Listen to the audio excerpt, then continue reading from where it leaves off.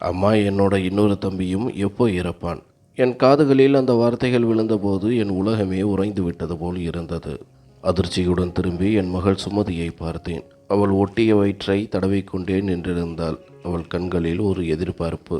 அவள் கேட்டது ஒரு தவறான கேள்வி என்பது அவளுக்கு தெரியவில்லை. ஒரு சாதாரண சந்தேகத்தை கேட்பது போலவே நின்றிருந்தாள். அந்த பிஞ்சு மனதிற்கு வாழ்வுக்கும் சாவுக்கும் இடையிலான வித்தியாசம் தெரியவில்லை. அல்லது பசி அவளுடைய மழலைத்தனத்தை பறித்துவிட்டதோ? என் தொண்டையிலிருந்து வார்த்தைகள் வரவில்லை. பாய்ந்து சென்று அவளை கட்டி அணைத்து கொண்டேன். அவள் ஆச்சரியத்துடன் என்னை கட்டிக்கொண்டாள். அவளின் உடலின் சூடு என் உடலில் பட்டபோது அவள் பாதுகாப்பாக இருப்பதை உணர்ந்தேன். என் கண்களில் அணை உடைந்த வெள்ளமாக கண்ணீர் ஒளிந்தது. நெஞ்சுக்குள் இதயம் துடிப்பதை நிறுத்திவிட்டது போன்ற வலி. சுமதி எதுவும் பேசவில்லை. என் மடியில் தலை வைத்து உறங்கிவிட்டாள். அவள் உறங்கிய பிறகும் நான் சிலையாக அமர்ந்திருந்தேன். என் கண்ணெதிரே 2 நாட்களுக்கு முன்பு நடந்த காட்சிதான் நிழலாடியது. என் மகன் கவின் காய்ச்சலில் துடித்தபோது மருந்துக்காக ஊர் முழுக்க அலைந்தேன். கிளினிக் வாசலில் டாக்டரின் காலில் விழுந்து கதறினேன். என் புள்ளை செத்துடுவான் சாமி, தயவு செஞ்சு மருந்து கொடுங்க என்று கெஞ்சினேன். அவர் இரக்கமே இல்லாமல் சொன்னார், முதல்ல பணம், அப்புறம்தான் மருந்து.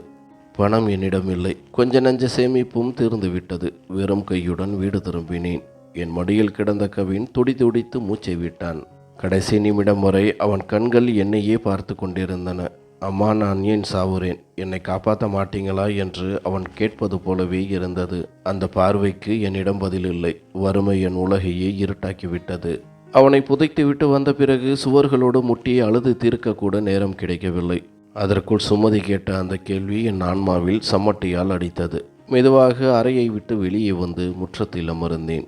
காற்றில் ஈரப்பதமும் இல்லை, வெளிச்சமும் இல்லை. வெறுமை மட்டுமே என்னை சூழ்ந்திருந்தது. ஒரு காலத்தில் சிறுபொலியால் நிறைந்திருந்த வீடு இது. கணவன், குழந்தைகள், சமையல், வாசம் என உயிர்ச்சோலையாக இருந்தது. இப்போது மரண அமைதி. கணவன் மறைந்த பிறகு வாழ்க்கையின் அத்தனை வண்ணங்களும் வெளுத்து போயின. அவர் இறந்த அன்று ஊரே திரண்டு வந்தது. அழுதார்கள், சோறு போட்டார்கள். பிறகு எல்லோரும் கலைந்து சென்றார்கள். இந்த கமலா எப்படி பிழைக்கிறாள்? பிள்ளைகளுக்கு பால் கிடைக்கிறதா என்று ஒருவர் கூட திரும்பி பார்க்கவில்லை. மறைத்து வைத்திருந்த சேமிப்பும் கரைந்து போனது. அடுப்பில் நெருப்பே எரியாத நாட்கள் வந்தன. சுமதி பசியால் அழுது அழுது ஓய்ந்து போவாள். அவளை தட்டி தட்டி உறங்க வைப்பேன். கவின் எப்போதும் தண்ணீர் கேட்டுக்கொண்டே இருப்பான். அவன் வயிற்றில் பசி எனும் தீ எரிந்து கொண்டிருந்தது. துணிகளை துவைக்க கூட சோப்பு வாங்க வழியில்லை. மீண்டும் என் மடி காலியாகிவிட்டது. என் மகன் இறந்து விட்டான். நானும் செத்துவிடலாம் என்று தோன்றியது. ஆனால் சுமதி கேட்ட கேள்வி, தம்பி எப்போ சாவான்? அது வெறும் கேள்வி அல்ல, அது ஒரு கதறல். பசியால் பிறந்த ஓலம். இந்த சமூகத்தின் சுயநலத்தின் மீது விழுந்த அறை. வானத்தை பார்த்தேன். என் மனதைப் போலவே அதுவும் இருண்டு கிடந்தது. கைகளை ஏந்தி பிரார்த்திக்க நினைத்தேன். இதயம் மரத்து போயிருந்தது. கண்கள் மட்டும் நீர் சுரந்தன. காலங்கள் கடந்தன. நான் மெதுவாக எழுந்து சுமதி அருகில் படுத்து கொண்டேன். அவளுடைய மூச்சுக்காற்று என் கன்னத்தில் பட்டது. கல்லறையில் என் மகனின் உடலை மூடிய மண்ணை விரித்து பார்த்தேன். எந்த கைகளால் அவனுக்கு பால் ஊட்டினேனோ அதே கைகளால் மண்ணை போட்டேன். எனக்குள் இருந்த ஈரம் காய்ந்து விட்டது. டாக்டர் சொன்ன வார்த்தைகள், முதலில் பணம், பிறகு மருந்து, என் இதயத்தின் சுவர்களில் சுத்தியால் செதுக்கப்பட்டது போல் நின்றது. சில 100 ரூபாய்கள் இருந்திருந்தால் என் மகன் பிழைத்திருப்பானோ? அவனது மூச்சு நின்றிருக்காதோ என்று என் நெஞ்சில் ஒரு பகுதியை மண்ணுக்கு கொடுத்திருக்க வேண்டாமே? காய்ச்சலில் அவன் கண்கள் சொருகி உடல் நடுங்கிய போது அவனை போர்வையில் சுருட்டி கொண்டு கிளினிக்கிற்கு ஓடினேன். வழியில் வண்டி கூட கிடைக்கவில்லை. கொளுத்தும் வெயில், கண்களில் நீர், நெஞ்சில் பயம். கையில் செத்து கொண்டிருக்கும் என் மகன். கிளினிக்கில் டாக்டரிடம் கெஞ்சினேன். பணம் இப்போதைக்கு இல்லைங்க, பிறகு தந்து விடுகிறேன். என் பிள்ளை செத்து விடுவான் என்று கதறினேன். அவரோ, இது தர்மஸ்தாபனம் இல்லை, காசை கொண்டு வா, பிறகு பார்க்கிறேன் என்றார். ஒரு தாயாக நான் அங்கே செத்து மடிந்தேன். வீடு திரும்பிய போது என் மகன் அசைவற்று போயிருந்தான். அவன் இதழ்கள் நீல நிறமாக மாறியிருந்தன. கவின் இறந்து விட்டான். பாதி திறந்த கண்கள், குளிர்ந்து போன உடல். நான் கதறி அழுதேன், அலறினேன். ஆனால் அவனிடமிருந்து பதில் இல்லை. என் மார்பில் சாய்ந்து உறங்கிய அந்த மென்மையான உடல் இப்போது கல்லை போல கனத்தது. ஊரார்கள் கூடினார்கள். யாரோ பூசாரியை அழைத்தார்கள். யாரோ இறுதி யாத்திரையை தயார் செய்தார்கள். ஆண்கள் உடலை சுமந்து சென்றார்கள். பெண்கள் ஒப்பாரி வைத்து அழுதார்கள். ஆனால் இவையெல்லாம் வெறும் சடங்குகளாகவே தெரிந்தன. நான் பித்து பிடித்தவள் போல் அவன் முகத்தையே பார்த்து கொண்டிருந்தேன். கடைசி முறையாக அவன் மீது மண் விழுந்தது. என் கண்கள் வறண்டு போயிருந்தன. சில நாட்களுக்கு பிறகு என் வாழ்க்கை காலத்தோடு ஓடாமல் இருண்ட பாதையில் இழுத்துச் செல்லப்படுவது போல் உணர்ந்தேன். கண்ணாடியில் என் முகத்தை பார்த்தபோது ஒரு அந்நிய பெண்ணை பார்ப்பது போலவே இருந்தது. கலைந்த தலைமுடி, கண்களுக்கு கீழே கருவளையம், ஒட்டிய கன்னங்கள். சில நாட்களிலேயே பல ஆண்டுகளை கடந்துவிட்ட முதியவளை போல் தெரிந்தேன். வீடு திரும்பிய போது பயங்கரமான நிசப்தம். சுமதிக்கு என்ன நடந்தது என்றே தெரியவில்லை. அவள் வாசற்படியிலேயே அமர்ந்திருந்தாள். 2 நாட்கள் கடந்துவிட்டன. அடுப்பில் நெருப்பு எரியவில்லை. யாரும் சாப்பிடவில்லை. கவின் இறந்த அன்று யாரோ கொடுத்து சென்ற உணவும் தீர்ந்துவிட்டது. 3ஆம் நாள் சுமதி கேட்டாள், அம்மா, இன்னொரு தம்பியையும் எப்போ தூக்கி போவார்கள்? அந்த நொடி என் பொறுமை தவிடுபொடியானது. சுமதி தரையில் அமர்ந்து கால் விரல்களால் மண்ணை தோண்டிக் கொண்டிருந்தாள். வீட்டின் சுவர்கள் கூட துக்கத்தில் உறைந்து போனது போல் இருந்தன. முற்றத்தில் சாம்பல் குவியல் பல நாட்களாக அப்படியே கிடந்தது.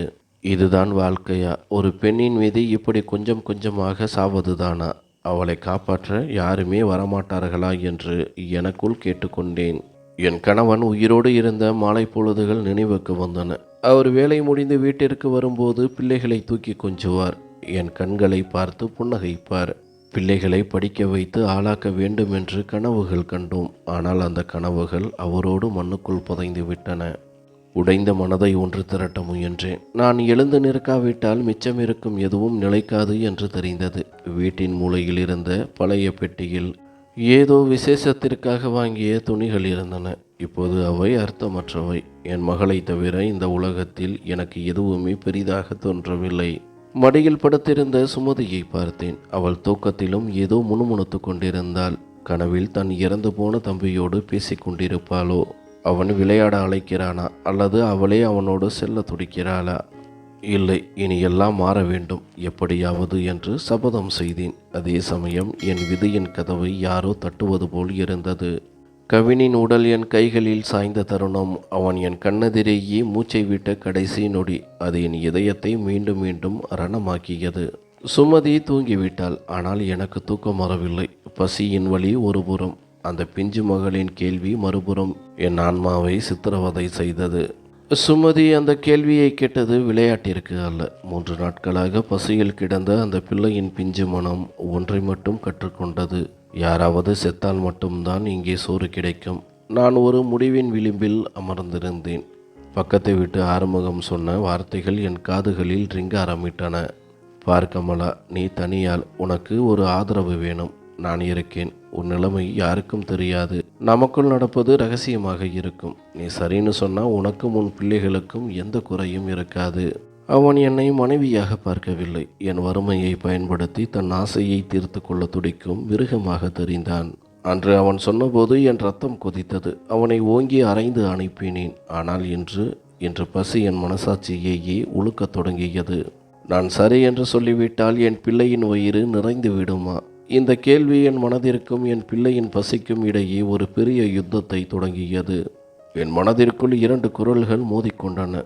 ஒரு குரல் சொன்னது, யாராவது ஆதரவு கொடுத்தால் என்ன, பிழைத்து கொள்ளலாம் என்று. ஆனால் இன்னொரு குரல் மெலிதாக இருந்தாலும் உறுதியாக ஒலித்தது. கமலா, நீ விதவைதான், ஆனால் மானம் கெட்டவள் அல்ல. நீ ஒரு தாய். உன் பிள்ளைகளுக்காக நீ எதை செய்தாலும் அது கௌரவமாகத்தான் இருக்க வேண்டும். தள்ளாடும் கால்களுடன் மெதுவாக எழுந்து நின்றேன். பலவீனத்தால் முட்டிகள் நடுங்கின. இருண்ட வானத்தை பார்த்தேன். ஒரு நட்சத்திரம் கூட மின்னவில்லை. வானம் கூட என் துயரத்தை பார்க்க முடியாமல் கண்களை மூடிக்கொண்டது போல் இருந்தது. கைகளை ஏந்தி இதயத்தில் ஆழத்திலிருந்து கரகரப்பான குரலில் கேட்டேன், இறைவா, உன் தீர்ப்பை நான் ஏற்கிறேன். ஆனால் என் பிள்ளைகள், அவர்கள் செய்த பாவம் என்ன? தகப்பன் இல்லாதது அவர்கள் குற்றமா? பசியால் சாவதுதான் எங்களுக்கான தண்டனையா? அமைதியாக கண்ணீர் வழிந்தது. அலறவில்லை, சத்தம் போடவில்லை. அது உடைந்த மனதின் மௌனமான வேண்டுதல். அப்போதுதான் அந்த அதிசயம் நடந்தது. வாசல் கதவு தட்டப்பட்டது. இதயம் ஒரு நொடி துடிக்க மறந்தது. கைகளும் கால்களும் மரத்து போயின. ஒருவேளை அந்த ஆறுமுகம்தான் வந்து விட்டானா, அல்லது வேறு ஆபத்தா என்ற அச்சத்துடன் ஒவ்வொரு அடியாக எடுத்து வைத்து கதவை திறந்தேன். எதிரே ஒரு அந்நிய பெண் நின்று கொண்டிருந்தாள். தலையை தாழ்த்தி ஒரு பையோடு நின்றிருந்த அந்த பெண்ணின் கண்களில் நீண்ட நாட்களுக்கு பிறகு ஒரு மென்மையை கண்டேன். அவள் என்னை பார்த்து மெதுவாக கேட்டாள், நீங்க தான் சுமதியோட அம்மாவா? என்னால் பேச முடியவில்லை. தலையை மட்டும் ஆட்டினேன். என் பையன் உங்கள் சுமதி கூட விளையாடுவான். இன்னைக்கு சுமதி அவன்கிட்ட, நாங்கள் 3 நாளாக சாப்பிடல, என் தம்பி செத்துட்டான், அடுத்து நானும் செத்துடுவேனான்னு கேட்டு அழுதுருக்கா. அவன் வீட்டுக்கு வந்து அழுதுகிட்டே என்கிட்ட சொன்னான். அதுதான் நேரில் பார்த்துட்டு போகலாம்னு வந்தேன். என் காலடி மண் நழுவுவது போல் இருந்தது. சுமதி தன் பசியை யாரிடமும் சொல்ல மாட்டாள் என்று நினைத்தேன். ஆனால் அந்த பிஞ்சு உயிர் ஒரு அந்நியனிடம் உதவி கேட்கும் நிலைக்கு தள்ளப்பட்டு விட்டது. அந்த பெண் தன் கையில் இருந்த பையை என்னிடம் கொடுத்தாள். அதில் அரிசி, பருப்பு, மாவு, குழந்தைகளுக்கு தேவையான பால், துணிகள் மற்றும் கொஞ்சம் பணமும் இருந்தது. என் கைகள் நடுங்கின. அம்மா, இன்னைக்கு என் பிள்ளைகளை காப்பாத்திட்டீங்க என்று தழுதழுத்தேன். அந்த பெண் புன்னகைத்து விட்டு சொன்னாள், கடவுள் எப்போது யார் மூலமாக உதவி அனுப்புவார் என்று யாருக்கும் தெரியாது. நான் வெறும் கருவிதான். அவள் சென்ற பிறகு கதவை மூடாமல் அப்படியே நின்றேன். ஏதோ ஒரு கனவு போல இருந்தது. அந்த பை என் கையில் இருந்தது. என் இதயத்தில் இருந்த இருண்ட வெற்றிடத்தில் ஒரு சிறிய அகல் விளக்கு ஏற்றியது போல் தெரிந்தது. மெதுவாக நடந்து வந்து முற்றத்தில் தூங்கிக் கொண்டிருந்த சுமதியை பார்த்தேன். பசியால் வாடிய அந்த முகம், என் மகனின் சாயல் அப்படியே அவளிடம் இருந்தது. சுமதியை தூக்கி கொண்டு உள்ளே சென்றேன். இப்போது என் மடி காலியாக இல்லை. தோற்றுப்போக துணிந்த ஒரு தாய் இப்போது மீண்டும் உயிர் பெற்றுவிட்டாள். வேகமாக பையை திறந்து மாவின் வாசனையை நுகர்ந்தேன். பல ஆண்டுகளுக்கு பிறகு ஒரு உயிருள்ள பொருளை தொட்டது போல புத்துணர்ச்சி கிடைத்தது. அடுப்பில் விறகுகளை அடுக்கினேன். கைகளுக்கு புதிய தெம்பு கிடைத்தது. மாவு பிசைந்து அடுப்பில் சுட சுட ரொட்டியை செய்தேன். அந்த வாசனையில் சுமதி கண்களை தேய்த்து கொண்டே எழுந்தாள். அம்மா, சாப்பாடா? அவளை கட்டி அணைத்து கொண்டு சொன்னேன். ஆமாம் செல்லம், சாப்பாடுதான். உன் கடவுள் நமக்காக அனுப்பியிருக்கார். சுமதி அந்த ரொட்டியை சாப்பிட்ட விதத்தை பார்த்தபோது என் கண்களில் மீண்டும் நீர் முட்டியது. கணவன் இறந்த பிறகு, மகன் மறைந்த பிறகு, வறுமை வாட்டிய பிறகு, முதல் முறையாக இன்றுதான் எனக்குள் இருந்த உண்மையான பெண் மீண்டும் பிறந்து விட்டதை உணர்ந்தேன். மானத்தோடு வாழ நினைக்கும் தன் பிள்ளைகளை காக்க போராடும் தாய் திரும்பி வந்து விட்டாள். நானும் ஒரு துண்டு ரொட்டியை எடுத்து வாயில் வைத்தேன். அந்த ரொட்டி துண்டில் பெரிய மசாலாக்களோ சுவையோ இல்லை. ஆனால் அந்த ஒரு பிடி உணவு எனக்கு உலகிலேயே மதிப்பற்ற ஒன்றாக தெரிந்தது. அது வெறும் உணவு அல்ல, என் மானத்தின் வெற்றி, என் இறை நம்பிக்கைக்கு கிடைத்த பரிசு. சாப்பிட்டு முடித்ததும் பையிலிருந்து துணிகளை எடுத்தேன். சிறிய அழகான வண்ணமயமான ஆடைகள், ஏதோ ஒரு தாய் தன் சொந்த பிள்ளைகளுக்காக தைத்தது போலவே நேர்த்தியாக இருந்தன. சுமதிக்கு அந்த புதிய உடையை அணிவித்தேன். அவள் மகிழ்ச்சியில் துள்ளி குதித்தாள். அம்மா, நான் அழகா இருக்கேனா என்று கேட்டு தன்னைத்தானே சுற்றி காட்டினாள். கண்ணீரை துடைத்து கொண்டு புன்னகைத்தேன். நீ என் இளவரசி செல்லம். அப்போது மீண்டும் கதவு தட்டப்பட்டது. இதயம் படபடக்க திறந்தேன். இம்முறை அந்த பெண் இல்லை, ஒரு நடுத்தர வயது மனிதர் நின்றிருந்தார். முகத்தில் கனிவு. வணக்கம், நீங்கள் தான் கமலா அம்மாவா? இப்போதான் என் மனைவி உங்களை பார்த்துட்டு வந்து சொன்னா. நாங்கள் ஒரு தொண்டு நிறுவனத்தில் இருக்கோம். உங்களுக்கு தையல் கலை கற்றுக் கொடுக்க நினைக்கிறோம். நீங்கள் அதை கற்றுக்கிட்டா சொந்தமாக உழைக்கலாம், உங்கள் மகளை படிக்க வைக்கலாம். என்ன சொல்கிறீங்க என்றார். என் தொண்டை அடைத்தது. ஆடும் சுமதியை பார்த்தேன். பின் அவரை பார்த்தேன். ஏன் இதையெல்லாம் எங்களுக்காக செய்கிறீங்க என்று கேட்டேன். அவர் அமைதியாக சொன்னார், நாங்கள் எதுவும் செய்யலை, எல்லாம் அந்த இறைவன் செயல். நாங்கள் வெறும் கருவிதான். மறுநாள் என்னை தையல் பயிற்சி மையத்திற்கு அழைத்து சென்றனர். அங்கே என்னை போன்ற பல பெண்கள் இருந்தனர். ஒவ்வொருவர் கண்களிலும் ஒரு சோக கதை இருந்தது. ஆனால் எதையாவது சாதிக்க வேண்டும் என்ற உறுதியும் இருந்தது. தையல் இயந்திரத்தின் மீது முதல் முறை கையை வைத்தபோது எனக்குள் ஏதோ பலமானது. இன்று நான் எனக்கான பாதையை தேர்ந்தெடுத்து விட்டேன். இனி பின் வாங்கக்கூடாது என்று உறுதி பூண்டேன். ஒவ்வொரு நாளும் புதிதாக கற்றுக்கொண்டேன். வீட்டுக்கு வந்ததும் சுமதியிடம் கதைகள் பேசுவேன். அவளுக்கு புதிய வார்த்தைகளை கற்றுக் கொடுப்பேன். இரவு தூங்குவதற்கு முன் இறைவனுக்கு நன்றி சொல்வேன். சுமதி சில நேரங்களில் தன் சகோதரனை நினைத்து அழுவாள். அம்மா, கவின் எங்கே போனான் என்று கேட்பாள். நான் பதில் சொல்லாமல் அவள் நெற்றியில் முத்தமிடுவேன். மகளே, இனி உன் தாய் பலவீனமானவள் அல்ல. இனி எல்லாம் உனக்காகத்தான். நேர்மையான வழியில் கௌரவத்தோடு என்று மனதிற்குள் சொல்லிக்கொள்வேன். ஒரு மாலையில் நான் தைத்த துணிகளை மடித்து கொண்டிருந்த போது வாசலில் நிழல் ஆடியது. நிமிர்ந்து பார்த்தால் ஆறுமுகம். அவன் முகத்தில் அதே விகாரமான புன்னகை. நான் வறுமையில் ஓடி வந்து அவனிடம் மண்டிவிடுவேன் என்று எதிர்பார்த்து வந்திருந்தான். எப்படி இருக்க கமலா? தையல் வேலையெல்லாம் பண்ணுறேன்னு கேள்விப்பட்டேன். எதுக்கு இவ்வளவு கஷ்டப்படுற? நான் சொன்னது இன்னும் அப்படியே தான் இருக்கு என்று அவன் கண்கள் அலைபாய்ந்தன. நான் மடித்து கொண்டிருந்த துணியை மெதுவாக தள்ளி வைத்துவிட்டு நிமிர்ந்து நின்றேன். அவன் கண்களை நேருக்கு நேர் பார்த்தேன். ஆறுமுகம், நான் பயந்து சாகிற பழைய கமலா இல்லை. கௌரவம் என்பது வசதியில் இல்லை, தன்னை விற்காமல் வாழ்க்கையோடு போராடும் துணிச்சலில் இருக்கிறது என்று புரிந்து கொண்டேன் என்றேன். அவன் முகம் மாறத் தொடங்கியது. கமலா, நான் உனக்கு நல்லது செய்யத்தான் என்று ஏதோ சொல்ல வந்தான். நான் கையை உயர்த்தி அவனை தடுத்தேன். இத்தோடு நிறுத்திக்கொள். இனிமேல் இந்த வீட்டு வாசற்படியில் நீ கால் வைத்தால், அன்று ரகசியமாக நீ என்னிடம் பேசிய அசிங்கமான வார்த்தைகளை ஊர் பஞ்சாயத்தில் போட்டு உடைப்பேன். இழந்தது போக இனி என்னிடம் இழப்பதற்கு எதுவும் இல்லை, பயப்படவும் எதுவும் இல்லை. அவன் நிலைகுலைந்து போனான். ஒரு பாறைக்கு முன்னால் நிற்பது போன்ற உணர்வு அவனுக்கு ஏற்பட்டிருக்க வேண்டும்.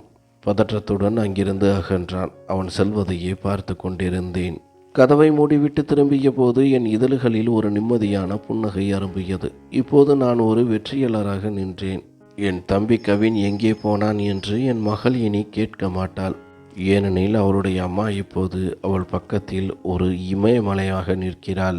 அந்த மாலை வேளையில் என் முகத்தில் ஒரு புன்னகை அரும்பியது. அது வெறும் புன்னகை அல்ல, என் ஆத்மாவின் ஆழத்திலிருந்து பிறந்த ஒரு வெற்றி பிரகடனம். பல நாட்கள் தூக்கமில்லாமல் பசியோடு போராடி தைத்து முடித்த அந்த முதல் பெரிய ஆர்டரை தையல் மையத்தில் ஒப்படைத்தேன். நான் தைத்த அந்த உடைகளில் ஒரு வாசனை இருந்தது.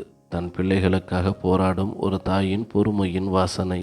அந்த உழைப்பிற்கான ஊதியத்தை என் கையில் கொடுத்தபோது ஏதோ ஒரு பெரும் புதையலை அடைந்தது போல் உணர்ந்தேன். அந்த சில 1000 ரூபாய்களை என் கண்களில் ஒற்றிக்கொண்டேன். அன்று இரவு வீடு திரும்பிய போது சுமதி ஓடி வந்து என் மடியில் அமர்ந்து கொண்டாள். அவள் கண்கள் மின்மினி பூச்சிகளைப் போல மின்னின. அம்மா, இன்னைக்கு நீங்கள் ரொம்ப சந்தோஷமாக இருக்கீங்க என்றாள். அவளை வாரி அணைத்து கொண்டு, ஆமாம் செல்லம், இன்னைக்கு உன் அம்மா தன் சொந்த உழைப்பில் வந்த முதல் நேர்மையான உணவை சம்பாதித்திருக்கிறேன் என்றேன்.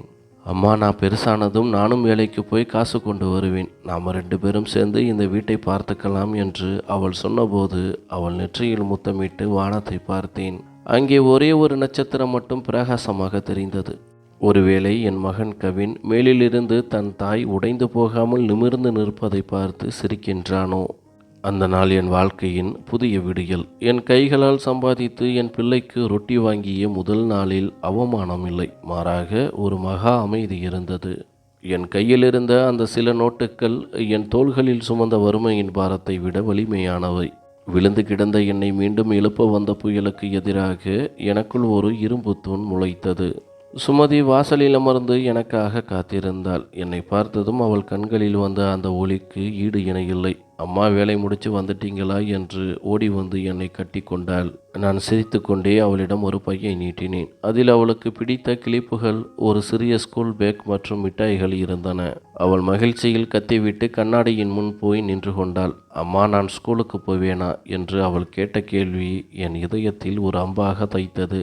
ஆனால் இம்முறை என்னிடம் மௌனம் இல்லை, வைராகியம் இருந்தது. அவள் முகத்தை தாங்கி பிடித்து, நிச்சயமா தங்கம், நீ ஸ்கூலுக்கு போவ, கனவுகள் காண்ப, அந்த கனவுகள் நிஜமாவதை பார்ப்ப என்று உறுதி கூறினேன்.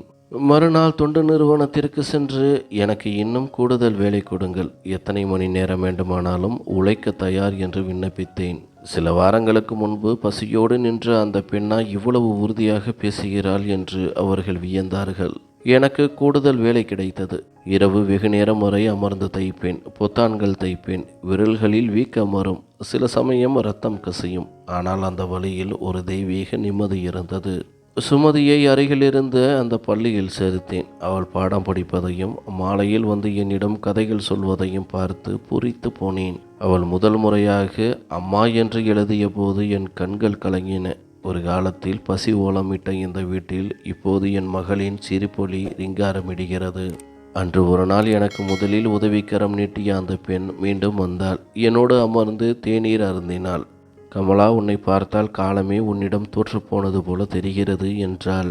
நான் தேநீரை கலக்கி கொண்டே சொன்னேன், இல்லை அக்கா, காலம் என்னை வீழ்த்தியது உண்மைதான். ஆனால் என் இறைவன் என்னை தாங்கிக் கொண்டான். உன்னை நீயே செதுக்கிக் கொண்டாய் கமலா, எல்லா பெண்களாலும் இது முடிவதில்லை என்றார். நான் நிமிர்ந்து பார்த்து சொன்னேன், என் பிள்ளைகள் பசியால் துடிக்கும்போது ஒரு தாய்க்குள் இருக்கும் அத்தனை பயமும் செத்து போகிறது. அவளுக்கு முன்னால் 2 வழிகள்தான் மிச்சம் இருக்கும். ஒன்று தவறான வழிக்கு தள்ளப்படுவது, இன்னொன்று பாறையைப் போல உறுதியாக மாறுவது. நான் பாறையாக மாற துணிந்தேன். அந்த பெண் என்னிடம் ஒரு சத்தியம் செய்து கொடுத்து விட்டு சென்றாள். சில வாரங்களிலேயே என் வீட்டிற்கு ஒரு புதிய தையல் இயந்திரம் வந்தது. புத்தம் புதியது, பளபளவென்று மின்னியது. என் சொந்த உழைப்பிற்காக கிடைத்த அந்த இயந்திரத்தின் முன் அமர்ந்தபோது இறைவனுக்கு 100 முறை நன்றி சொன்னேன். இப்போது என் வீட்டிலிருந்தே என் தொழில் தொடங்கியது. அக்கம் பக்கத்து வீட்டு பெண்கள் மெல்ல மெல்ல என்னை தேடி வர ஆரம்பித்தார்கள். ஒருவருக்கு ரவிக்கை தைக்க வேண்டும், ஒருவருக்கு பிள்ளைகளின் சட்டை கிழிந்து விட்டது என்று நிறைய பேர் வரத் தொடங்கினர். நான் இரவு பகல் பாராமல் வேலையில் மூழ்கினேன். ஆறுமுகத்தின் நிழல் கூட இப்போது என் பக்கத்தில் வருவதில்லை. அவன் இந்த ஊரில் வேறு யாரையாவது ஏமாற்றப் போயிருக்கலாம். ஆனால் என் கதவு அவனுக்கு என்றென்றும் மூடப்பட்டு விட்டது. ஊர்க்காரர்களின் பார்வையும் இப்போது மாறத் தொடங்கியது. அன்று என் மகன் இறந்தபோது 3 நாட்கள் வந்து அழுதுவிட்டு போனவர்கள் அதன் பின் எட்டி கூட பார்க்கவில்லை. ஆனால் இன்று கமலா, நீ ரொம்ப தைரியமான பொண்ணுப்பா என்று நலம் விசாரிக்கிறார்கள். நான் எதற்கும் பதில் சொல்லாமல் ஒரு புன்னகையை மட்டும் உதிர்ப்பேன். ஏனென்றால் என் பிள்ளைகள் பசியால் துடித்தபோது இதே மனிதர்கள் எங்கே போனார்கள் என்பது எனக்கு நன்றாக தெரியும். சுமதி பள்ளிக்கூடம் முடிந்து வந்ததும் எனக்கு உதவியாக இருப்பாள். நூல் எடுத்து கொடுப்பது, கத்திரிக்கோலை எடுத்து வைப்பது என அவள் ஓடி ஓடி வேலை செய்வதை பார்க்கும்போது என் நெஞ்சம் நிறையும். அவள் களைப்பில் என் தோளில் சாய்ந்து உறங்கும்போது, இறைவா, இந்த நிம்மதியை மட்டும் எங்களிடமிருந்து பறித்து விடாதே என்று வேண்டிக் கொள்வேன். வாழ்க்கை இப்போதும் சவாலாகத்தான் இருந்தது. ஆனால் என் மனசாட்சியில் இப்போது எந்த சுமையும் இல்லை. என் கைகளில் உழைப்பு, என் மகளின் சிரிப்பு, இதுவே எனக்கு போதுமானது. காலை நேரத்து வெயில் முற்றத்தில் விழும்போது ஒரு தாயின் கரம் என் தோளை தழுவுவது போன்ற உணர்வு ஏற்படும். அந்த வெளிச்சம் என்னிடம் சொல்வது போல இருக்கும், கமலா, இருண்ட காலம் முடிந்துவிட்டது. சுமதி பள்ளிக்கு சென்ற பிறகு வீடு அமைதியாக இருக்கும். ஆனால் அது பழைய வெறிச்சோடிய அமைதி அல்ல, அது ஒரு சுகமான நிம்மதி. ஒரு கோப்பை தேநீருடன் என் தையல் இயந்திரத்தின் முன் அமர்வேன். இப்போது குழந்தைகளுக்கு என்ன சோறு போடுவோம், வாடகைக்கு என்ன செய்வோம் என்ற கேள்விகள் என்னை துரத்துவதில்லை. வாழ்க்கை ஒரு ஒழுங்குமுறைக்கு வந்திருந்தது. ஆனாலும் நான் கடந்து வந்த வழிகள் இன்னும் எனக்குள் எங்கோ ஒரு மூலையில் உயிர்ப்புடன் இருந்தன. சில நேரங்களில் ஆறுமுகத்தை பற்றிய நினைவு வரும். அவன் ஒரு மனிதனாக எனக்கு நினைவுக்கு வருவதில்லை. வறுமையில் வாடும் ஒரு பெண்ணின் இயலாமையை தன் ஆசைக்கு பயன்படுத்த நினைக்கும் குரூரமான அடையாளமாகவே என் நினைவில் இருக்கிறான். ஒருவேளை அன்று நான் சரி என்று சொல்லியிருந்தால், என் ஆத்மாவை விற்று என் பிள்ளைக்கு சோறு போட்டிருந்தால், அந்த நினைப்பு வரும்போதே என் உடல் நடுங்கும். அந்த இக்கட்டான சூழலில் நான் என்னை எப்படி கட்டுப்படுத்தி கொண்டேன்? இறைவனின் முன் நான் விழுந்து கிடந்த தருணம்தான் எனக்கு பேராற்றலை தந்தது. இப்போது மீண்டும் கதவு தட்டப்பட்டது. தையல் இயந்திரத்தை நிறுத்திவிட்டு போர்வையை சரி செய்து கொண்டு கதவை திறந்தேன். எதிரே அந்த ஊர் பெண் ஒருத்தி நின்றாள். முன்பு நான் கடந்து போகும்போது முகம் கொடுத்து கூட பேசாதவள் அவள். கமலா, எப்படி இருக்கே? என் பையனோட யூனிஃபார்ம் கொஞ்சம் டைட் ஆகிடுச்சு, அதான் உன்கிட்ட தைக்கலாம்னு வந்தேன் என்றாள். அவள் முகத்தில் தயக்கமும் கொஞ்சம் குற்ற உணர்ச்சியும் தெரிந்தது. நான் புன்னகையுடன், கொண்டு வாங்க, சாயங்காலத்துக்குள்ள தச்சு தந்து விடுகிறேன் என்றேன். அவள் அந்த பையை என்னிடம் கொடுத்துவிட்டு, நிஜமாகவே நீ ரொம்ப தைரியசாலிமா என்றாள். தைரியத்தை இறைவன் தர்றான், அதை நாம் சரியாக பிடிச்சிக்கணும், அவ்வளவுதான் என்றேன். தையல் இயந்திரத்தின் சக்கரம் சுழலும் போது என் கடந்த கால துயரங்கள் ஒவ்வொன்றாக தைக்கப்பட்டு பின்னால் செல்வது போல தெரிந்தது. ஒவ்வொரு தையலும் ஒரு புதிய வாழ்க்கைக்கு என்னை முன்னால் கொண்டு வந்தது. அன்று மாலை சுமதி பள்ளியிலிருந்து திரும்பிய போது அவள் முகத்தில் ஒரு தனி பிரகாசம் இருந்தது. அம்மா, எங்கள் ஸ்கூலில் அம்மாவை பற்றி ஒரு கட்டுரை எழுதிக்கிட்டு வர சொன்னாங்க என்றாள். அப்படியா, நீ என்ன எழுத போற என்று கேட்டேன். அவள் என் மடியில் அமர்ந்து என் தலைமுடியை கோதியபடி சொன்னாள். என் அம்மா உலகத்திலேயே ரொம்ப தைரியமானவங்கன்னு எழுதுவேன். அவங்க எல்லாத்தையும் இழந்தப்பவும் தோற்று போகலை, அவங்களே எல்லாத்தையும் மறுபடியும் உருவாக்கணுங்கன்னு எழுதுவேன். எங்கள் அம்மாவை எல்லோரும் மதிக்கிறாங்கம்மா. சுமதியின் பிஞ்சு விரல்கள் என் கன்னத்தை தடவின. அவள் கண்களில் அன்று தெரிந்த பயம் இப்போது இல்லை. அதற்கு பதில் ஒரு பெருமிதம். இன்னொரு தம்பி எப்போ சாவான் என்று அவள் கேட்ட அந்த வழி இப்போது மரணித்து விட்டது. அந்த இடத்தை பாசம் நிரப்பியிருந்தது. இறைவனின் கருணை சில நேரம் தாமதமாக வரலாம், ஆனால் அது வரும்போது நம் கண்ணீரையும் துடைத்துவிடும். அன்று இரவு நான் வேலை செய்யவில்லை. சுமதி பக்கத்தில் அமர்ந்து ஒரு கதை எழுதினாள். அதன் தலைப்பு என் அம்மா என் பலம். என் மகள் வயிற்று பசிக்கு சோறு மட்டுமின்றி இப்போது கனவுகளை காணத் தொடங்கிவிட்டாள். அவளுடைய அந்த கனவுகளையும் சேர்த்து நான் தைக்க வேண்டும், உறுதியான நேர்மையான கனவுகளாக. இரவு நேரத்து குளிர் மெல்ல படரத் தொடங்கியது. சுமதி தன் புத்தக பையோடு விளையாடி கொண்டே உறங்கிவிட்டாள். அவள் முகத்தில் இப்போது பழைய தாகம் இல்லை. சோற்றுக்காகவோ பாதுகாப்புக்காகவோ ஏக்கமும் இல்லை. தன் அம்மாவின் முகத்தில் சிரிப்பை பார்க்க வேண்டும் என்ற ஆசை இப்போது நிறைவேறிவிட்டது. அவளது அமைதியான மூச்சுக்காற்று அந்த அறையில் நிம்மதியை தந்தது. மெதுவாக எழுந்து என் தையல் இயந்திரத்தின் அருகில் வந்தேன். அன்று தைப்பதற்கு துணிகள் எதுவுமில்லை. இருந்தாலும் அந்த இயந்திரத்தின் அருகில் அமர்வது எனக்கு ஒரு சுகமான பழக்கமாக்கிவிட்டது. அந்த சத்தத்தில்தான் என் நிம்மதி ஒளிந்திருந்தது. என்னிடம் இப்போது கொஞ்சம் பணம் சேர்ந்திருந்தது. அதுவரை எனக்காக நான் எதையும் வாங்கியதில்லை. பிள்ளைகளின் தேவை, வாடகை, மளிகை, இதிலேயே என் உலகம் சுருங்கி இருந்தது. கண்ணாடியில் என் முகத்தை பார்த்தேன். அதே பழைய கமலாவாகத்தான் தெரிந்தேன். ஆனால் கொஞ்சம் முதிர்ச்சியுடனும் தன்னம்பிக்கையுடனும். மறுநாள் காலை சுமதியை பள்ளியில் விட்டுவிட்டு எனக்காக ஒரு சிறிய நேரத்தை ஒதுக்கினேன். சந்தை வீதியின் சத்தம் எனக்கு புதிய உலகத்தைப் போல தெரிந்தது. அங்கே சிரித்து பேசிக்கொண்டிருக்கும் யாருக்கும் கமலா யார், அவள் என்னவெல்லாம் அனுபவித்தாள் என்பது தெரியாது. ஒரு துப்பட்டா வாங்கினேன். சாதாரணமானதுதான், ஆனால் சுத்தமானது. என் பழைய போர்வை கிழிந்து போயிருந்தது. இந்த புதிய துப்பட்டா எனக்கு ஒரு புதிய அடையாளத்தை தந்தது. அதை என் கைகளில் ஏந்தி கண்களில் ஒற்றிக்கொண்டேன். எனக்காக நான் செய்த முதல் விஷயம் இதுதான். திரும்பி வரும் மொழியில் பழைய தோழி ஒருத்தியை சந்தித்தேன். கமலா, நீயா இது? அடையாளமே தெரியல.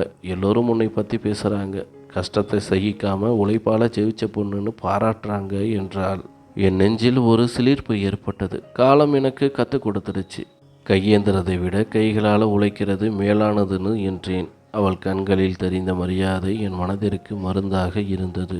வீட்டிற்கு வந்தபோது சுமதி சுவரில் ஏதோ வரைந்து கொண்டிருந்தாள். நீண்ட கூந்தல், தலையில் துப்பட்டா, கையில் ஊசி நூல்.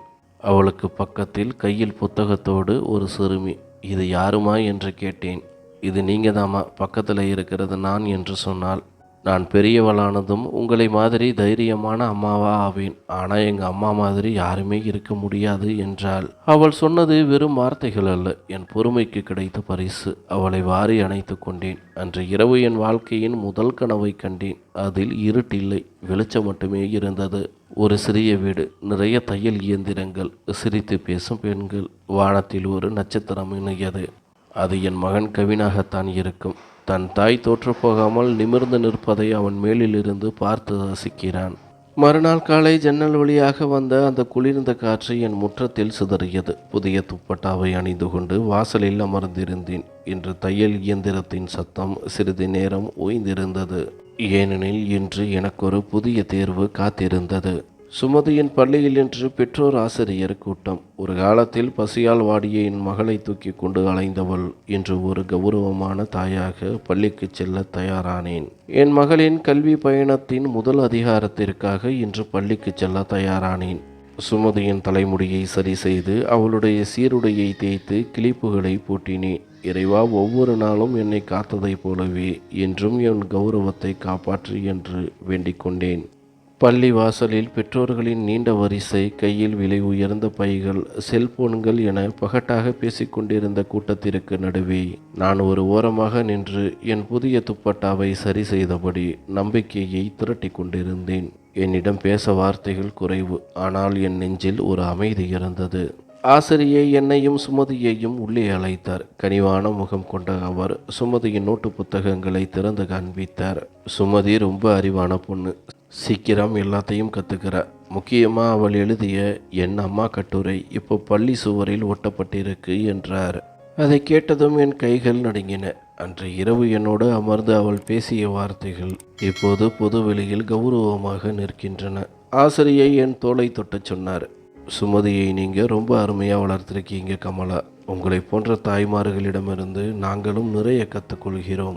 எனக்குள் ஒரு அமைதியான புயல் எழுந்தது. என் மகனின் மரணம், பசி, ஆறுமுகத்தின் வக்கிர பேச்சுக்கள் என அத்தனை வழிகளையும் தாண்டி வந்த அந்த புயல் இன்று ஒரு தெளிந்த நீரோட்டமாக மாறியிருந்தது. நான் மெல்லிய குரலில் சொன்னேன், என் மகளுக்கு பசியோடு தூங்க கற்றுக் கொடுத்திருக்கிறேன். ஆனால் யாரிடமும் குனிய கற்றுக் கொடுத்ததில்லை.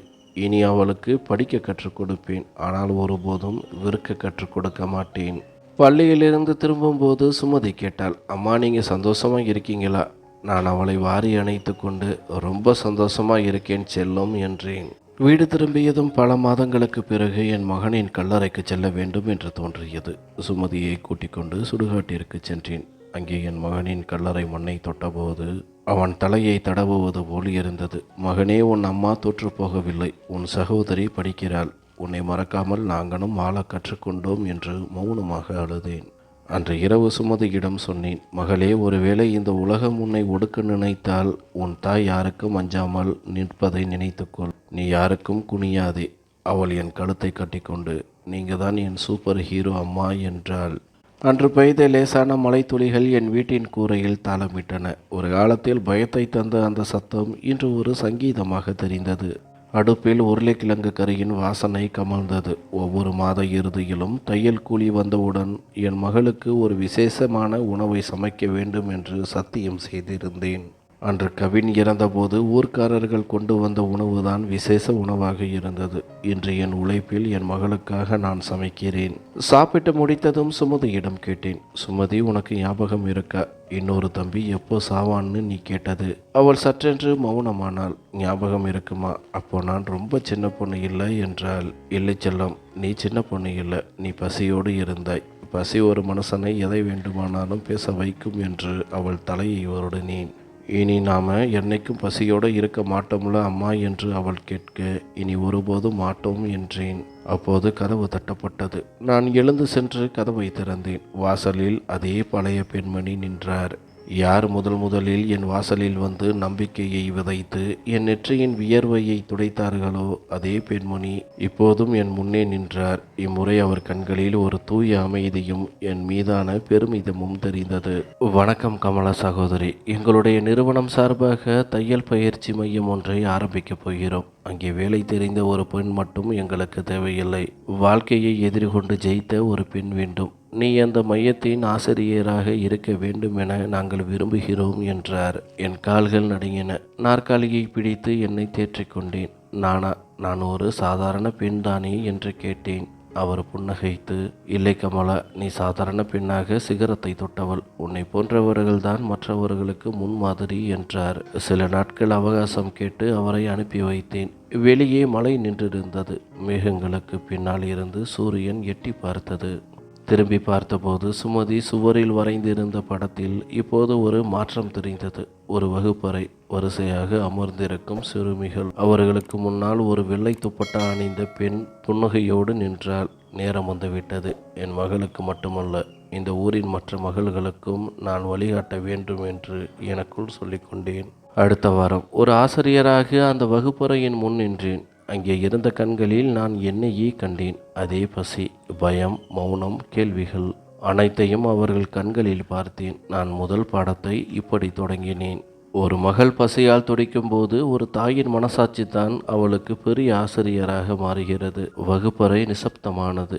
மெல்ல தையல் இயந்திரங்களின் சத்தம் அந்த அறையை உயிர்ப்பித்தது. இப்போது நான் தனியால் அல்ல, என்னோடு பல விளக்குகள் எரிய தயாராகிவிட்டன. ஒரு மாதம் கடந்தது. அந்த பெண்கள் இப்போது பேசத் தொடங்கினார்கள், சிரிக்கத் தொடங்கினார்கள். உங்களைப் போலவே நாங்களும் மாற வேண்டும் ஆசிரியை அம்மா என்று அவர்கள் சொல்லும்போது என் இதயம் நிறைந்தது. வீட்டின் சூழலும் மாறியிருந்தது. சுமதியின் சான்றிதழ்கள் சுவரை அலங்கரித்தன. அடுப்பில் இப்போது வெறும் உணவு மட்டுமல்ல, மகிழ்ச்சியும் வேகத் தொடங்கியது. ஒரு நாள் மீண்டும் என் மகன் கவின் கல்லறைக்கு சென்றேன். இம்முறை அளவில்லை, அவனிடம் பேசினேன். மகனே, நீ போன பிறகு என் உலகம் இருண்டு விட்டது. ஆனால் உன் பிரிவுதான் என்னை உயிர்ப்பித்தது. உன் அம்மா இப்போது தையல் மட்டும் செய்யவில்லை, வாழ்க்கையையும் கற்றுக் கொடுக்கிறாள் என்று சொன்னபோது காற்று என் துப்பட்டாவை தழுவியது. யாரோ என் தோலை தொட்டது போன்ற உணர்வு. தையல் மையம் தொடங்கி ஒரு வருடம் நிறைவடைந்து விட்டது. ஒரு சிறிய விழாவிற்கு ஏற்பாடு செய்யப்பட்டிருந்தது. அங்கே என்னை பேச அழைத்தார்கள். மைக் பிடித்து நின்றபோது அங்கே அமர்ந்திருந்த பெண்களை பார்த்தேன். ஒரு காலத்தில் நான் என் வீட்டு கதவையே திறக்க பயந்தேன். கதவுக்கு வெளியே பசியும் அவமானமும் நின்றன. ஆனால் ஒரு நாள் என் வாசலில் இறைவனின் கருணை வந்து நின்றது. அன்றுதான் புரிந்து கொண்டேன், ஒரு பெண்ணின் உண்மையான ஆடை அவளது பொறுமை, அவளது ஆயுதம் அவளது உழைப்பு. இன்று நான் ஒரு முன்மாதிரியாக தெரிந்தால் அதற்கு என் மகனின் தியாகமும் என் மகளின் மழலை கேள்வியும் இறைவனின் அருளும் தான் காரணம் என்றேன். அரங்கமே கைத்தட்டலால் அதிர்ந்தது. கண்கள் நனைந்தன. எனக்குள் சொல்லிக்கொண்டேன், கமலா, நீ நடந்தாய், ஆனால் அணையவில்லை. இப்போது உன் ஒளி பல வீடுகளை பிரகாசிக்க வைக்கிறது. அந்த கூட்டத்திலிருந்து சுமதி ஓடி வந்து என்னை கட்டி கொண்டாள். அம்மா, இன்னைக்கு எல்லோரும் உங்களையே பார்க்கிறாங்க. நீங்க நிஜமாவே ஒரு சூப்பர் ஹீரோ தான் என்றாள். அவள் நெற்றியில் முத்தமிட்டு சொன்னேன், இல்லை மகளே, நான் ஒரு சாதாரண தாய், தோற்றுப்போக மறுத்த ஒரு தாய், அவ்வளவுதான்.